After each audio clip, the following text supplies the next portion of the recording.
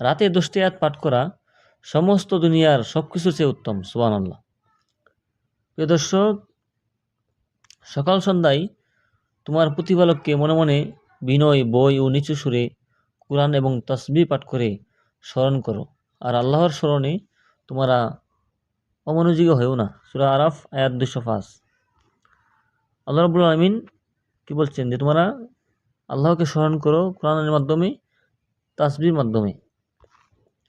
এজন্য যে ব্যক্তি প্রতি রাতে 10টি আয়াত পাঠ করে তাহলে সমস্ত দুনিয়ার সব কিছু চেয়ে উত্তম। হযরত ফাজালা ইবনে ওবায়েদ এবং হযরত তামিম দারি রাদিয়াল্লাহু তাআলা বর্ণনা করেন, রাসূলুল্লাহ সাল্লাল্লাহু আলাইহি ওয়াসাল্লাম বলেছেন, যে ব্যক্তি কোনো রাতে 10টি আয়াত পাঠ করে তার জন্য এক কেন্তার সওয়াব লেখা হয়। এক কেন্তার অর্থ হলো দুনিয়া ও দুনিয়ার মধ্যে যা কিছু রয়েছে সব কিছুর চেয়ে উত্তম। সুবহানাল্লাহ। তাবারানী হাদিস।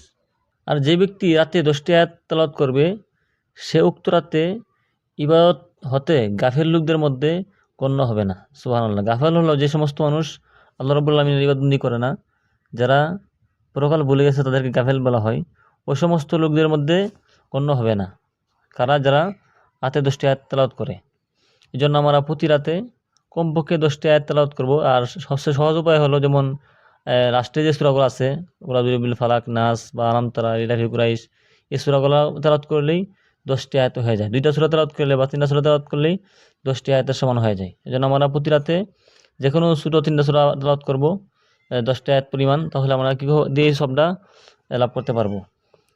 তো আল্লাহ রাব্বুল আলামিন আমাদের সবাইকে প্রতি রাতে 10টি আয়াত পাঠ করার তৌফিক দান করুক। আমিন।